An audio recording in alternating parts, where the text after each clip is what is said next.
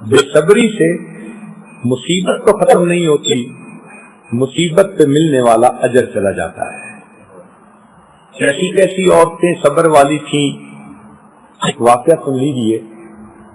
एक साहब फरमाते हैं कि मैं तवाफ कर रहा था, एक औरत को देखा जो कह रही थी, अल्लाह मैं इस हाल में भी तो इससे राजी हूं। तो मैंने उससे पूछा कि क्या हुआ? तो कहने लगी कि मेरे घर में 3 बेटे थे छोटे। मैं एक दिन तंदूर पे रोटियां लगा रही थी, 2 बच्चे कमरे में खेल रहे थे और एक बच्चा मेरे करीब रेंग रहा था। अचानक मैंने कमरे से आवाज सुनी, दौड़ के गई तो क्या देखा कि तेज छुरी कहीं पड़ी थी, वो बच्चे के हाथ लग गई और उसने अपने गले पे फेर ली। उसको पता नहीं था कि इससे होगा क्या। जब उसका विंड पाइप फटा और वो तड़पा तो दूसरे ने देखा तो वो भाग गया। तो मैं आई तो मेरे आने तक वो मेरा बेटा ठंडा हो चुका था, रूह निकल गई थी।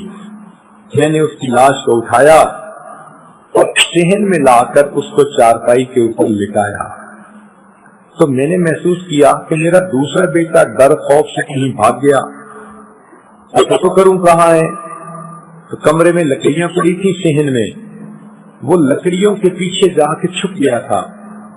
जब मैंने वहां उसको ढूंढा तो पता चला कि वहां एक सांप था जिसने बच्चे को काट लिया और वो मेरा बेटा भी वहीं मरा पड़ा था।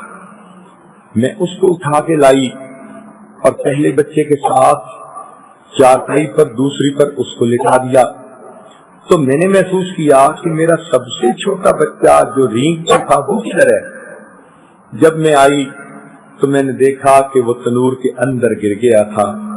मैंने उसके जले हुए जिस्म को निकाला। 3 बच्चों की लाशें मेरे सामने थी। मैंने बच्चों को नहलाया, कफनाया, उनका जनाजा हुआ। जब उनको दफन कर दिया गया, मैं उम्रे पे आ गई और मैं तवाफ करते हुए ये दुआ कर रही थी, अल्लाह मैं इस हाल में भी तुझसे राजी हूँ। जिस परवरदिगार ने बेटों की नेमतें दी, उसी परवरदिगार ने मुझसे वापस ली। तो सोचिए कि इन मुसीबतों की हालत में भी सब्र करने वाले सब्र करते हैं।